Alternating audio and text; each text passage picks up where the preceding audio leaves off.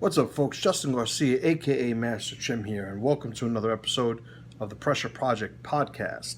ThePressureProject.com is our website. Info at ThePressureProject.com is our contact email. ThePressureProjectMembers.com is our membership site. Check it out. Today we have another treat for you, another interview. A good friend of mine, longtime friend of mine, Brazilian Jiu-Jitsu black belt and chiropractor, Paul Ciato, has joined me for a very, very interesting conversation. Now, the conversation spans chiropractic therapy for jiu-jitsu fighters, the world of jiu-jitsu, resilience, mindset. We wind up covering a lot of different topics. All of it starting with really my interest in exploring the world of the chiropractor. So many of us that practice martial arts know that sometimes you go to a doctor, you get a pill. And a lot of us have had great success seeing chiropractors. And my talk with Paul was really designed to figure out what is so appealing about the chiropractor in today's world.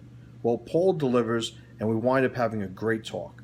So check it out, and I'll see you on the other side. What's up, folks? Master Chim here, Justin Garcia from the Pressure Project. And on the line today, we have a special treat, a longtime friend of mine and a wealth of knowledge, Dr. Paul Ciato. Paul, why don't you say what's up to the listeners? Hello, everybody. Pleasure to be here. I've been looking forward to this for a long time. Good. It's great to have you. Great to finally make it work out. So, the reason I asked you on is because you have a specialty that not a lot of people have, obviously, and certainly not something that my listeners have been exposed to. But it's something that is actually a part of my life and has been for my entire competitive career. And at one point was a best kept secret. Now is starting to see more of the mainstream. But you are a chiropractor. Yes, I am. And why don't you tell people? Not so much. We'll get to the actual what chiropractic is, but your story and how you wound up becoming a chiropractor. Sure. It's pretty simple. Believe it or not, my first trek was going to law school, and I was going to become a lawyer. And I actually did a semester of law school. And I'm sitting in school, and I'm saying, and people are around me, and who's can't take the workload, and who's on therapy, and it's 13 credits, and it's law school is reading and memorization. Okay, if you can't do that, then there's something wrong with you. I don't care what part of education you go into, that's part of it, no matter what it is. It's not so much problem solving. That happens later on, depending where you're going to go. And I remember going through it, and I'm saying to myself the first semester, I'm like, this is what I'm going to do for the rest of my life? I don't think so. Just the way I'm wired, the way my athletic career, the whole nine. And I came out. Where were you raised, and what type of athletic career did you have? Sure. I was raised in Putnam County, New York. I went to Carmel High School. Basically, just the same story as most people. Played every sport as a kid: baseball, soccer. I ran track and field. Tried to be the football hero in high school. Wrestled as well. Wrestled from 7th grade on. Was really successful at that. It's probably, not to jump around, but probably the reason why I got into Brazilian Jiu-Jitsu later on, because I felt wrestling was something that I could have really been really good at if I concentrated on it. And you and I both. And I wanted to be this football hero. And I found that football, as good as I was at it, it was a lot more work. And my own natural aggressive tendencies and the love for contact, and that's what made me a good ball player. And I got recruited by some Division III schools and whatnot. And what I really fell in love with in the process of it was weight training, and my body loved weights. I mean, I grew very easily. By the time I was almost 200 pounds. By the time I was a senior in high school, and back in the day, that was a giant for someone that was 5'8", because I never got past that. And I was stretched out 5'8". When I realized that that football wasn't really going to go into the next level in the collegiate arena, that next thing you know, I'm in the gym, and I'm like, I'm liking this, and I'm liking the changes, and so on and so forth. And next thing you know, I got out of high school. I ended up going to LIUCW Post and train my what's all for a year, and I come out and I win the New York State Bodybuilding Championship at 19 years old. That spring, then won the Colonial State Bodybuilding Championships in August, and then it went on to a very, very successful bodybuilding and powerlifting career, right up and through into my 20s up until 30, but that, believe it or not, all those athletic endeavors and the rigors and the training, and as you know, because you do it, all my martial arts, all of my football, all of my wrestling, nothing was harder than that. The discipline that taught me actually got me through BJJ, and I started later on in life, and we all know how that can be. And the diet, there's no off season, the injuries, it just, you're moving tons and pounds, and and the strain, and you're bulking, and then you're cutting, and I'm talking old school because that's how I came up. I know it's a different science now, and I work with a lot of different athletes, but it was to the point where listen, I'm on vacation, I'm training, I'm not partying. I went through 4 years of college, didn't touch a drop of alcohol. I'm in my fourth year, on my senior year, and I got out in 4 years. I'm like most people because I had a plan, and it was like, man, I gotta have a couple pops because what is this drinking thing? Because I had a good time, but, and I really just didn't mess with it because, as a bodybuilder, you can't have that poison. You're not going to grow. You're not going to do X, Y, and Z. But in the interim of that, to get back to circle back, the injuries that I sustained in the process, I always ended up where? At the chiropractor. Okay. It wasn't the orthopedist. It wasn't the physical therapist. It definitely wasn't the GP because they know nothing when it comes to muscle skeletal. Forget it. I want to thank the general practitioners because if it wasn't for them, I wouldn't have gotten started with the amount of business I get. It's not to the point of that they're ignorant, because they're not. They're ignorant to that.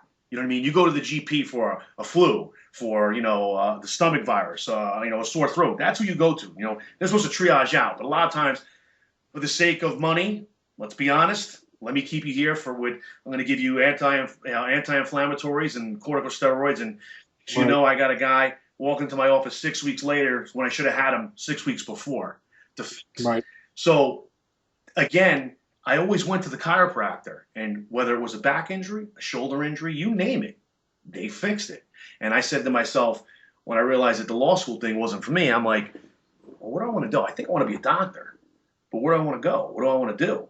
And I love the fact that that you can harness the body's own ability to fix itself, for lack of a better term, to keep it simple.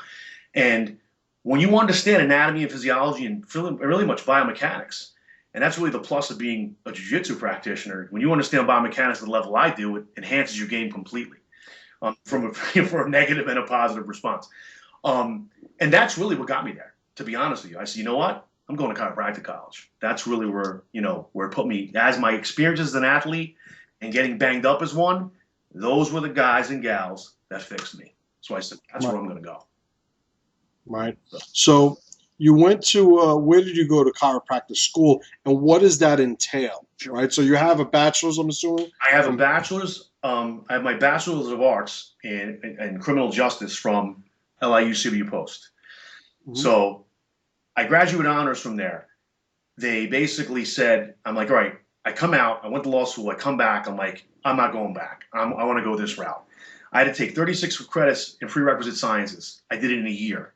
I took everything accelerated, right up to organic chemistry, right to the end. I took organic chemistry in 10 weeks. Miserable. Still one of the hardest courses I ever took in my life. And you're talking a guy that got A's in general chemistry and got a C and a C plus in organic, because that's what I need. I needed a C just to start school in the fall.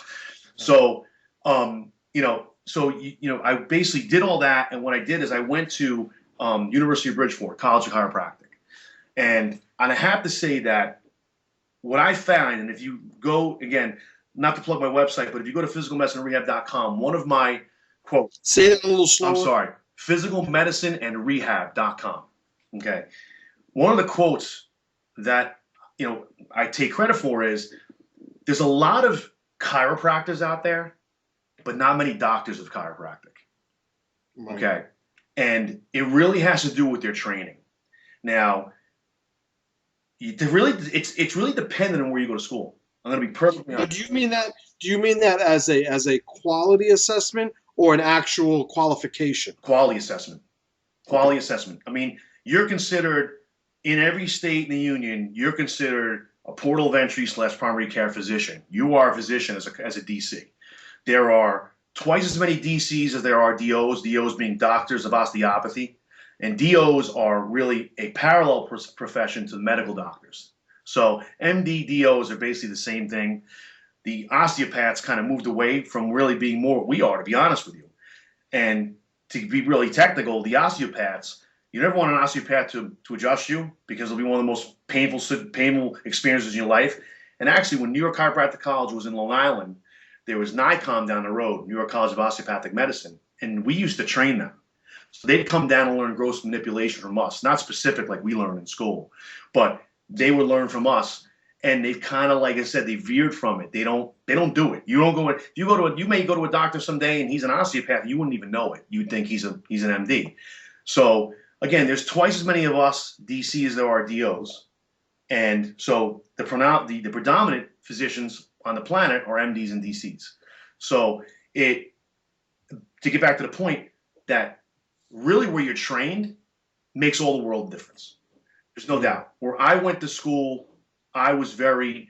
It was in a very. I did a residency. I did rounds in the hospital.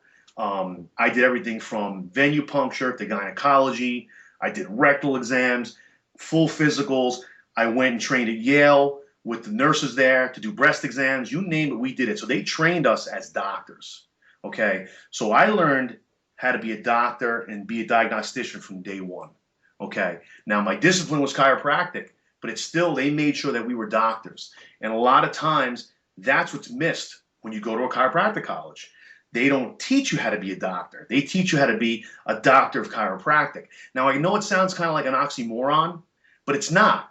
It's really the truth. Like some of the guys that, that I've been around, they're like, oh, they taught you that in Bridgeport? I'm like, yeah. You did that in Bridgeport? Yeah, we did that in Bridgeport. We did everything in Bridgeport, from, like I said, you name it, from medicine having to do with microbiology right up to, I remember it was my first year out of practice, and I was working in an office, and this patient came in. He's 67 years old. He's got this chronic low back pain.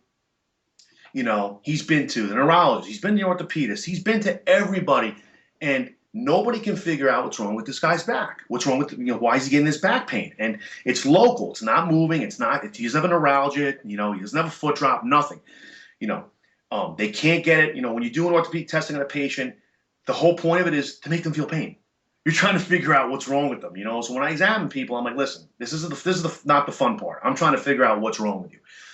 So I'm looking at this guy and I'm thinking to myself, why is this happening? I said, pull up your shirt. So I had him pull the shirt so you can see his belly button, and his belly button, aka the umbilicus, is flickering like this. And I'm like, no way. I said, no way, this can't be happening right now. So I said, could you just lie back, lie on your back? So now I'm going to do an abdominal exam. Okay.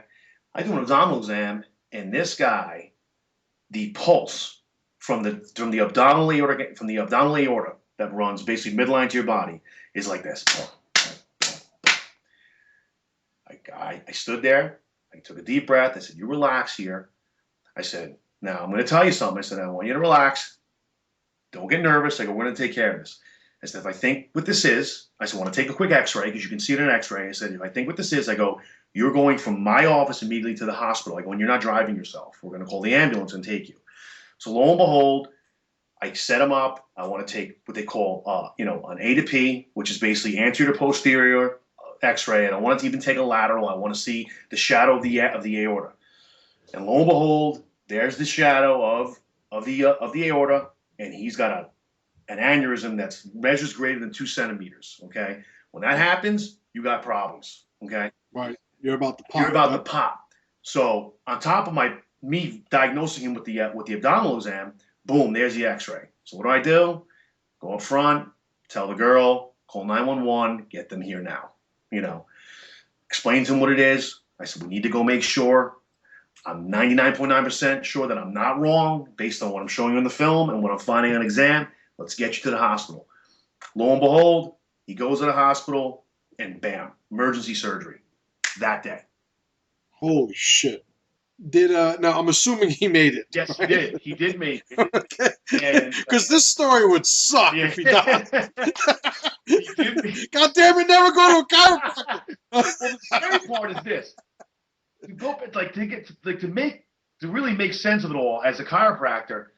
Most guys would probably not go to the extent, if they weren't trained correctly. To your point earlier in the conversation about the quality control. Okay, imagine somebody putting this guy in side posture. Now, side posture means now you've been a chiropractor your whole life.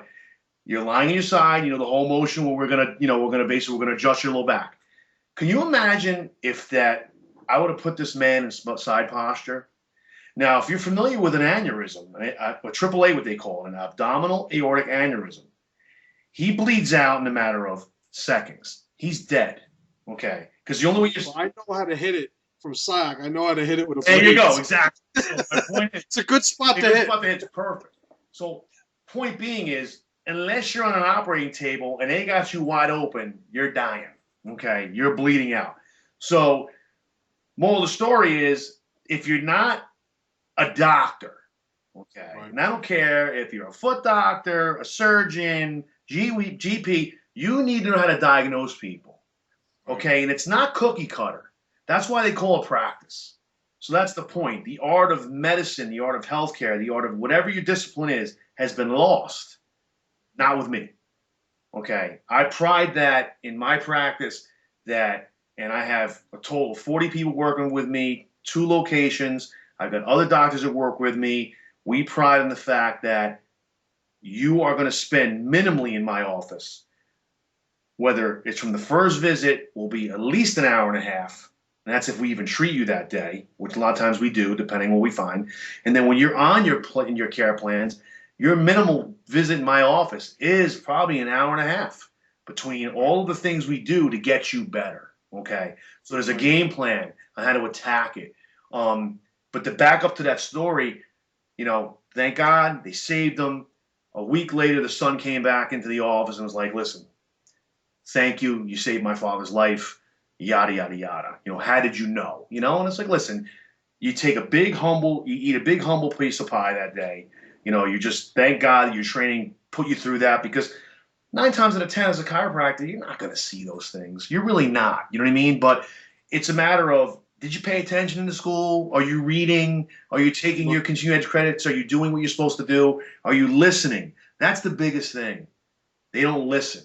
How many times have you gone to the doctor and you're talking to the nurse practitioner or the PA, and maybe the doctor sticks his head in for 2 seconds to give you a prescription, or, hey, how you doing? Great. How's everything? Oh, you feeling better? Oh, you're not. Oh, great. See you next time.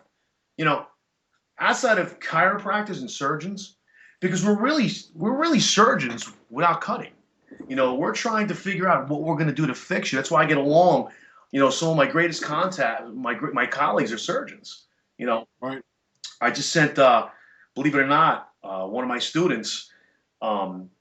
It's unfortunate. It happened a year ago. Working takedowns. He doesn't try to break fall properly. Lands, gets thrown on his head. He goes into basically an acute paraplegia right there. He loses. Yeah, it was bad. Long story short, he comes out of it, ends up coming out. I basically completely take over at this point because, he's my guy, regardless of whatever. And I immediately send him to the head of spine surgery at Danbury Hospital, who is a great friend of mine. He's a younger doc, ex-wrestler, he's got the mindset of what you need.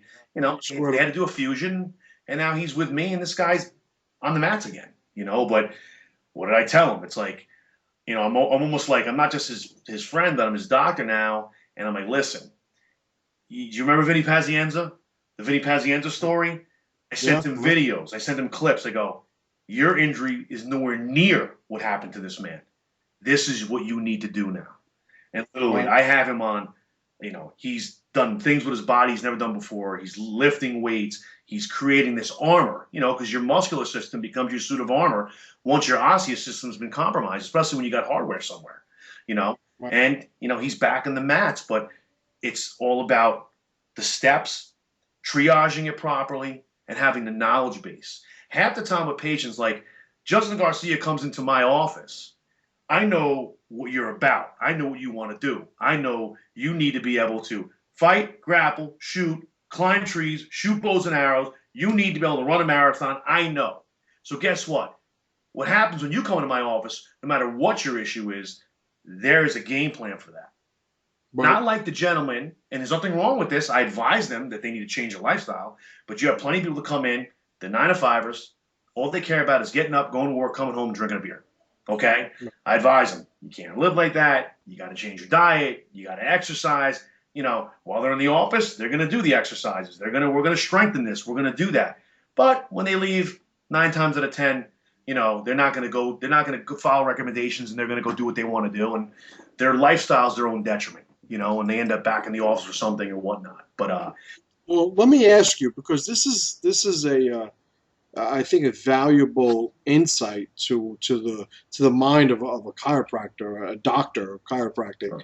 Sure. There has always been this sort of stigma regarding chiropractors that, well, those aren't real doctors. And you hear a lot of doctors, I recall, and I don't know if you've ever seen this, and I'm certainly not asking you to endorse no, it, of course. but there was a chiropractor, I think he was in Australia, and he has a very, very popular YouTube channel. And he has all of these very viral clips of him doing certain adjustments on Facebook and YouTube and stuff. Are you familiar with the guy? What you're talking about. And one of the things, and it just not necessarily the value of what he's doing, but with the viral nature of a lot of his videos, you get to see the MD world comment on it, and it's always this sort of like just hate-filled contempt, and just disregard for any of it. Now, personally, I myself, I started jiu-jitsu when I was 26 years old. I played football, I wrestled, I bodybuilded just like you, I powerlifted just like you. Like I'm a walking bag of present and past injuries, And as I'm going to regular doctors, I was never getting what I needed to continue doing what I'm doing. And it wasn't until I started seeing a chiropractor that actually remedied itself. So I know the value of chiropractic, medicine and attention.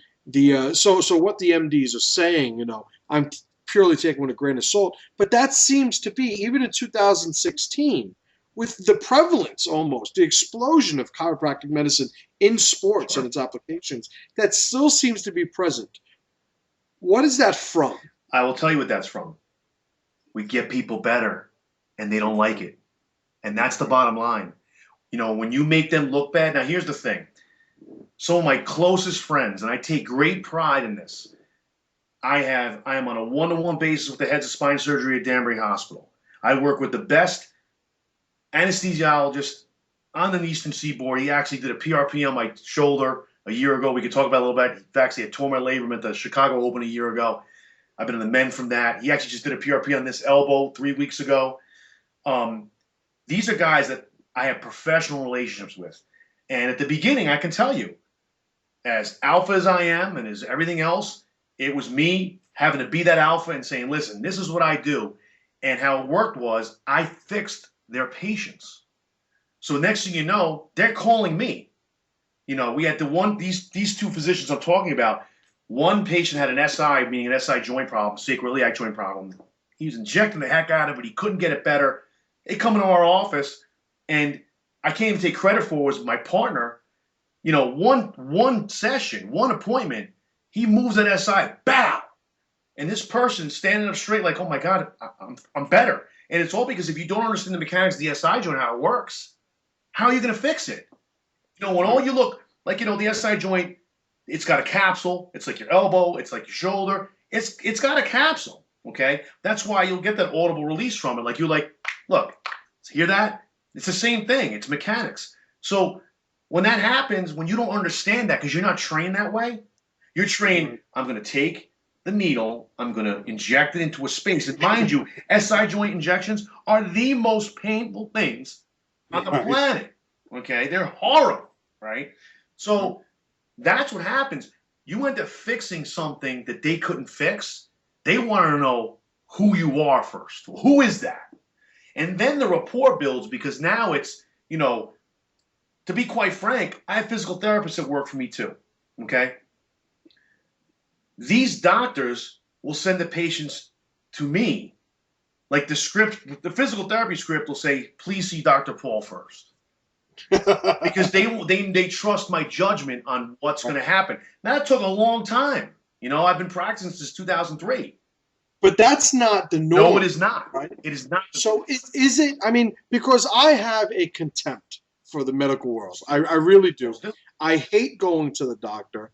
Whenever I would go, I have an elbow. I don't know if you I've could. Seen it in the video. Try not to be distracted from my massive arm. Man, when I thought I had 6 arms, that's like a 10 arm right there.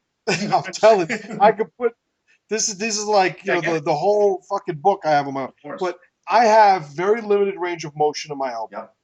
I have partial supination, Yep. right, of my hand. Yep. I went to and this is from getting my arm stretched a couple of times, never taking time off. How am I going to get a black belt in 6 years if I'm taking a month off every single time I fuck myself up, right? So I go to finally, I'm convinced through friends and stuff, you got to go to a doctor, right? You got to go to a doctor and an orthopedic specialist. And I saw 4 of them. Sure. All 4 of them wanted nothing to do with my elbow. All 4 of them, separate practices, disconnected meetings, no connection between them. All of them. Can you see me? I got you. We're back. Yeah. All of the doctors separately are telling me that I have to see a therapist. I have to accept the fact that I'm not going to have function of my elbow the way I always have, and I'm looking at them, and like I'm raised in the Bronx. I'm born and raised in the Bronx. I know when somebody's full of shit. Of course. I know when somebody's getting. These guys are looking at me and they're going, you know what? This guy's fucking elbow is more trouble than it's worth. They do. And I know that's what they're fucking telling me. So the first 3 of them, I'm like, all right, whatever, I guess. I don't want the fucking therapy. Thanks, go fuck yourself. I leave. Finally, the 4th one, I fucking read the guy the riot out. Right. And I'm saying, what the fuck is it with you people? Like, I need help. Do I not have the right coverage? Right. Do I not? Can you not bang them over the head hard enough for the trouble that my elbow's gonna fucking give you? But this is what I noticed in the medical community. With so many of these doctors, it's that you cannot escape, you cannot transition out of what ultimately just winds up being a charge that they get to bill, And with chiropractors, that has never been my experience. No. And I don't know if it's because not only it takes a certain type of person to be a chiropractor, if it's the fact that you guys, because not everybody that are a chiropractor is a good person, I'm sure you guys got your spectrum of people, but the fact that you're on the fringe of the medical world to the medical community has sort of kept chiropractors honest, where they had to be, productive like that. That's Paul's son, by the way, guys. And he doesn't have topless fucking teenage boys walking around his house. Jesus Christ. So I'm gonna help you out with fucking kooky chiropractors, man. So this is a man's house, man. No shirts, kid. Even shirts are off. He's out. He got the shirt off, showing what he's got. What's about. So my experience has been that. My experience has been that chiropractors seem to give a shit a lot more than most doctors. Yes. And to your point, you're 120% correct. And number 2, we are results oriented. That's the difference. We are, they all claim to be result oriented, but to your point a little earlier, when they see someone like you come in, they look at you and go, this guy's a pain in the ass because he's a BJJ black belt. He's got an academy. He squats 800 pounds. He bench presses 400 pounds. This guy, I can't deal with this guy. He's never going to be satisfied. So to the point earlier in the conversation, like I said to you, you walk into my office, I know damn well you're going to hold me to the T. I'm coming to see Dr. Results. Yeah, you know, you're going to help me, then you better tell me what you can do to help me. And if you can't, see, that's the difference with me, is when, and with most good chiropractors, but specifically for me, I've had patients, some of the best referrals I ever got in my life were patients that came in, I've examined them, and I said, I can't help you, but I know who can. And I refer them from the minute we're done with the exam, they go out, and then a month later, 2 weeks later, whatever, I've got their cousin in my office, or the parent comes in the office. You know what I mean? So it really comes down to grasping what you have. And that's where the problems have always been, because they don't and they do. And to your point, because when you were telling that story, I'm saying, yeah, they're going, this pain in the ass. I don't want this guy in my office. And that's what happens. And a lot of times is I know someone like your personality, your type. If I told you, and I always tell people this, if I told you to eat dog shit and it was going to get you better, you're going to say to me, what type of dog shit? What dog? How much should I eat? And if I eat more, will my elbow get better? Okay. Results. Yeah, Right. and that's the point. And that's how I apply the way I practice and deal with people. And the reality of it is, you almost have, if most people took the attitude of an athlete, okay, and you know, an athlete, no matter what they do, they want to get back to doing what they do. Even if a layman took that attitude, they're going to get better that much quicker. You know, Right. I had a friend of mine call me. This was 2 days ago. Literally, son slid in the home plate, breaks his ankle. He's like, Dr. Paul, who do you know for angles? I'm like, you're going to go see Dr. Seeley at Danbury Orthopedic Associates. Tell him I referred you. They're going to take you right away. No problem. He goes, what do you think? I go, he's 14. He's 15 years old. 4 weeks. He's good. Let's hope there's no ligamentous damage. Boom. He goes in, you know, breaks the fibula. They do an MRI. Unfortunately, there's soft tissue damage. So now they're telling him, you know, 4 to 6 months. Okay, which makes sense. For all the people out there, you want to break something. You don't want to tear something. Trust me when I tell you. Bone heals quickly. It heals stronger than it was before. It's blood porous. That's why it heals so quick. The reason ligaments and tendons don't heal well or quickly, the blood supply stinks, especially in extremities, like at the foot, because it takes forever for blood to get there with the circulatory system. Little side note there. So with that particular gentleman, I've worked with this kid before for other injuries, whatnot. He's a high-level baseball player. I said to his father, they're telling you 4 to 6 months. I'm telling you 4 months. You do what I tell you to do. Let's get the surgery. Let's get him fixed. Let's get him in. How he slid, he basically broke the fibula, which is the outer small bone at the leg. You know, I broke it in college. Yeah. so people realize, like, your thigh, that's your thigh, basically where your femur is, and then your leg is basically the tibia and the fibula. So when people, believe it or not, your lower extremity has 2 parts. You have the thigh and the leg being from the knee down to the foot. So when he slid, like most do, they elevate their foot and they turn it as like they evert it. They don't invert it.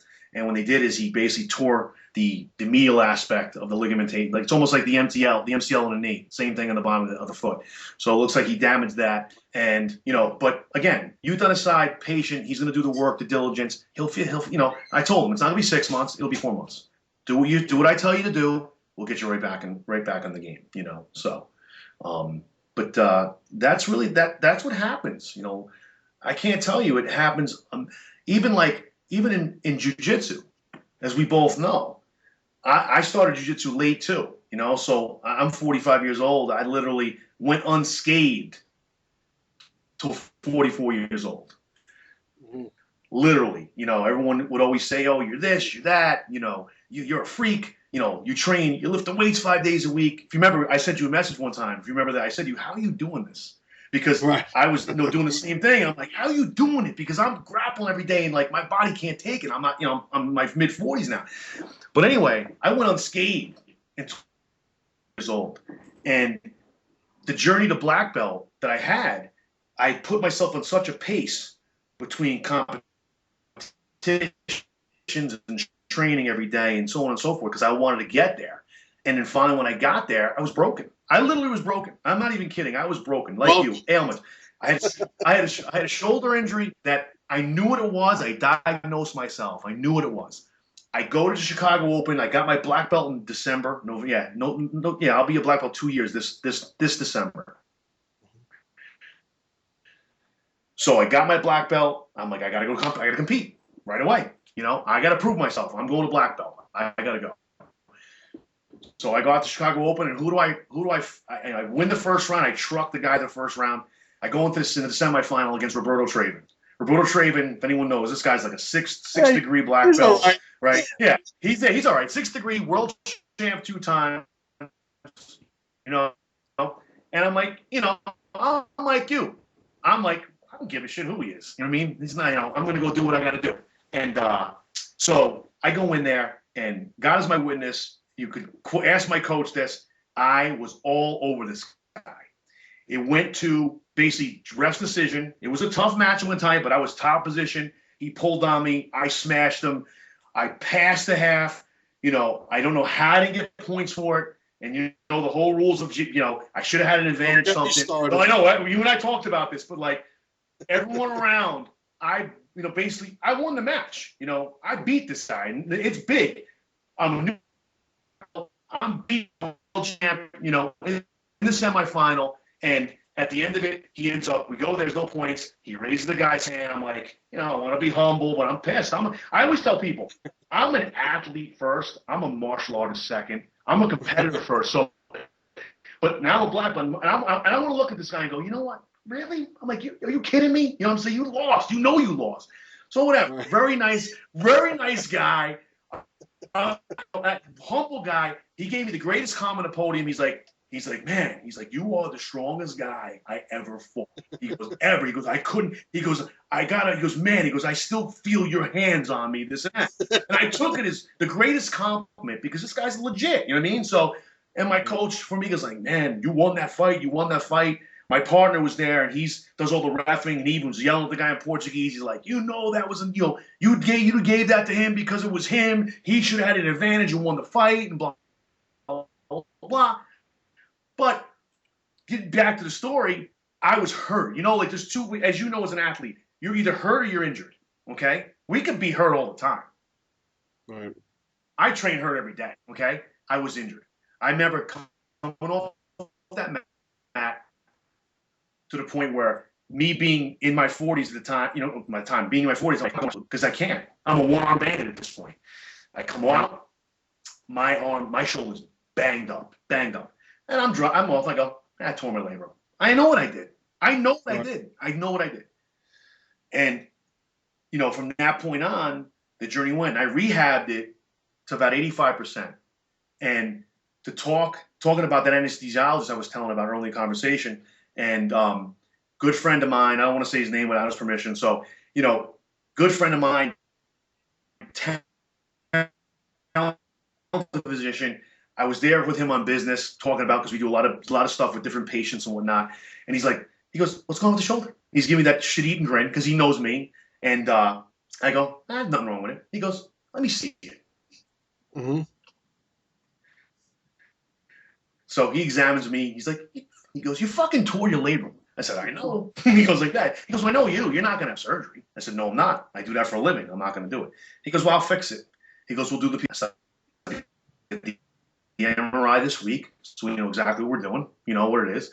And lo and behold, posterior labrum, my supraspinatus and subscap were angry.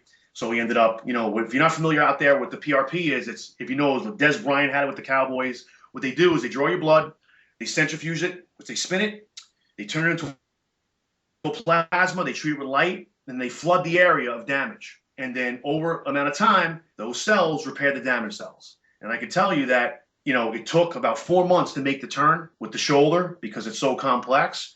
But, knock on wood, man, I'm back to moving weights the way I can to a degree. It took a long time, but lo and behold, I went, and with my shoulder being messed up, it affected my elbow. And the elbow, 99% success rate in the elbow. 99% success. And I have damage, I have some torn stuff in the elbow and whatnot. Had it done 3 weeks ago. I wear an epicondyle brace when I lift weights and whatnot. Still wearing it to a degree just for the sake of protection. But it's almost better, man. It's almost better. And that's from the PRP? PRP, dude. Yes. Well, we're going to talk after the and back to your elbow for a second. When I was watching your videos, when you with bench presses, and a lot of guys were like, they were commenting, your elbow, we call it, you have what they call an articular block. What that means is with your elbow, as you can tell, so you guys can see it, you can't extend it. You can't extend it. So a lot of times you have an articular block, specifically in guys like you, and guys like me, I got bony big elbows like you. So Right. all the loads, all the push and pull, all the loads, even with grappling, lifting weights, and the line. That articular block, I do this with guys in the mat all the time. Their arms are jammed up. It's not comfortable, but you contact the wrist, the back of the tricep. I mobilize it. I'm like, look up. They look up. Bang! You get a loud audible release, and now that elbow moves. Really? You got to clear the joint out. Okay? And that's what the articular block. And that's why I would say you are the supreme candidate for that. If nobody's mobilized your elbow, now I haven't examined it, you know me, but I just know what I can see. Yeah. And I can tell you, I mean, you need to find someone, and the other thing I do is you'd be surprised how many of them don't treat extremities. Right. They're spine-based. Are you nuts? If you're trained to do it.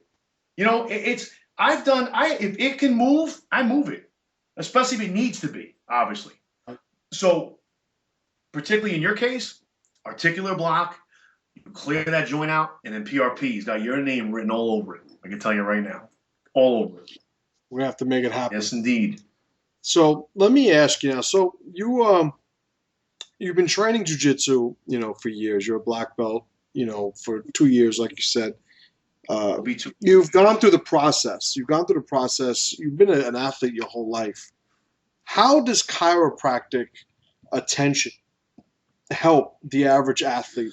Is it something that an athlete should be looking to do just as a means to get back on the horse, or is there any other application that you would advise they do? I would completely advise that you see your chiropractor on a routine basis. Now, I want to preface that, specifically if you're an athlete, okay? Because the rigors that we place on ourselves demands it, okay? It demands it. It's very simple. Because of the rigors and the pressures, it's like I describe it all the time. When you were kids and you rode your bicycle, and you left the bicycle outside, and it rained, you didn't bring it in the house, you bring it in the garage. You came outside the next morning, what'd that chain look like? Rusty, right? You go to try and pedal the bike, it's not working too well, okay? Chiropractic's going to remove the rust, okay, on the chain of your body to make sure that it is neurologically working properly and, most importantly, mechanically working properly.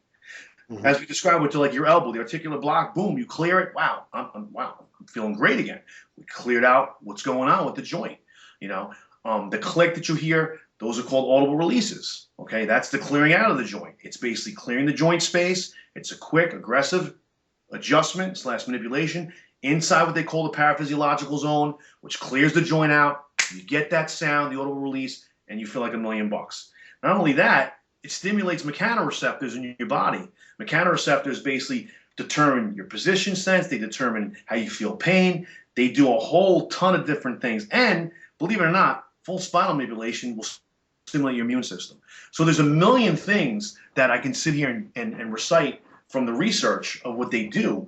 But to keep it simple for everyone, here in the forum and whatnot, is that, again, the rigors of training, especially with jiu-jitsu, you've got to do it, And one of the biggest things that I see, particularly like in my academy, we don't do this static stretch and the old school jiu-jitsu stretches and all that stuff. You know why? Especially if you got old bulls in the room from 35 to 50, man, you're looking to hurt these people. You have to do dynamic warm-ups. Mobilities, exactly. Dynamic warm-ups, man. You should be doing more hip escapes than stretching. And that's the reality of it, just from getting the dynamic motions of doing it all and breaking a sweat. Like you take Mike Tyson, when he used to come out to the ring, he was drenched. That's a dynamic warm-up. So when he gets in that ring, he's ready to bow. He's going. He doesn't have to get into a rhythm. He's ready. He's ready to go.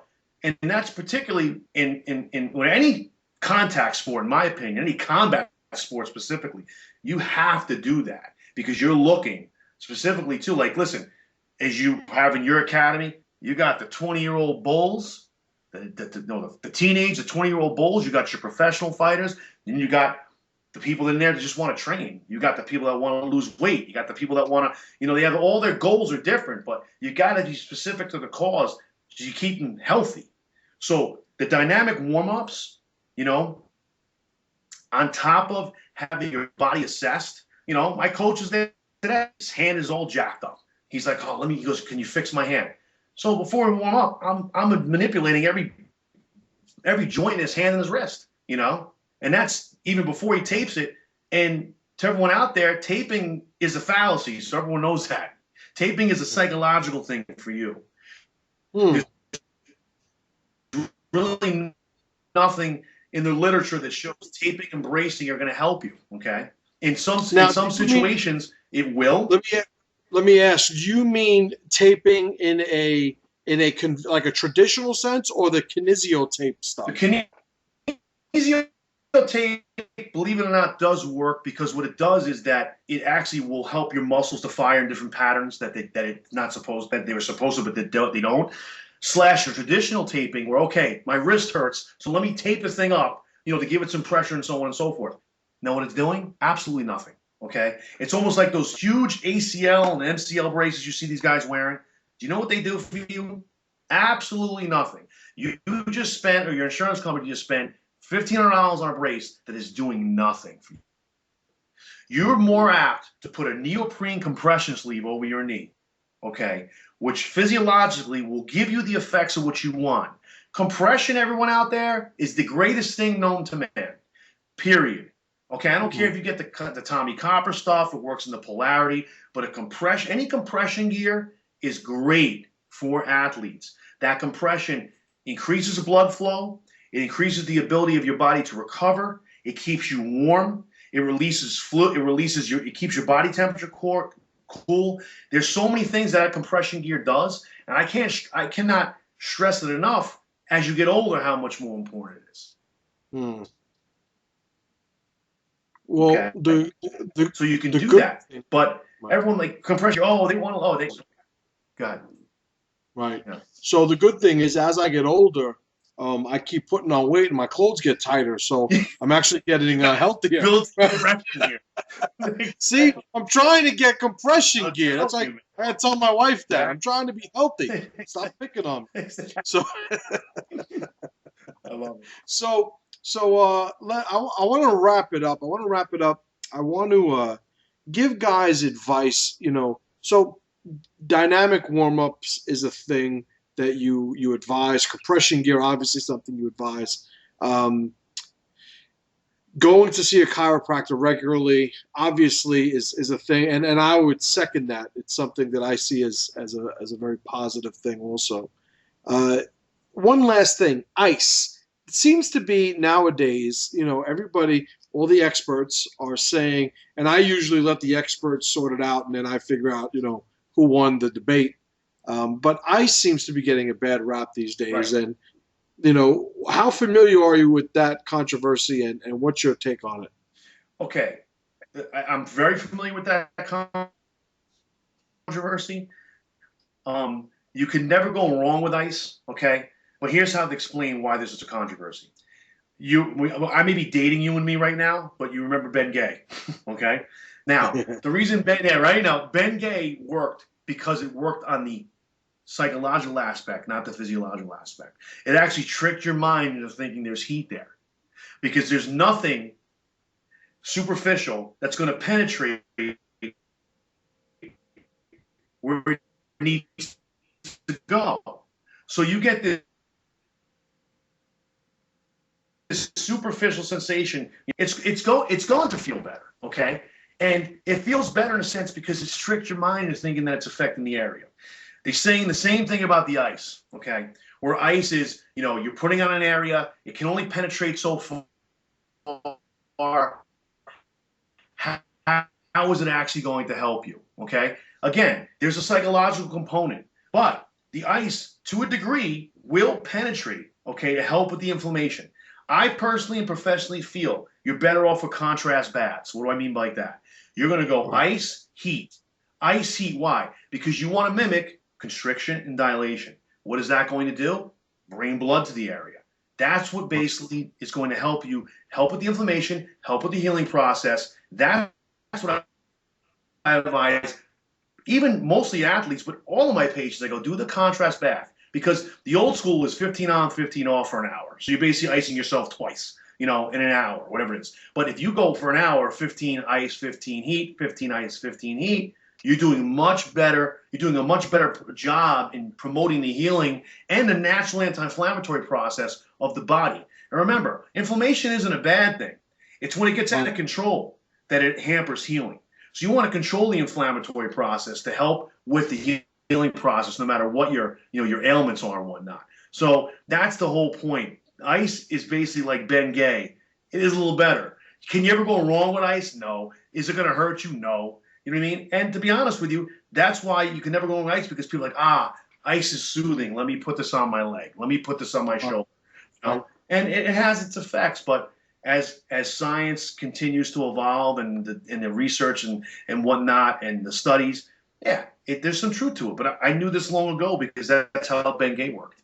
Even all these rubs. The only thing that actually can work that you can rub on you is like an aspirin cream, because it does penetrate the pores.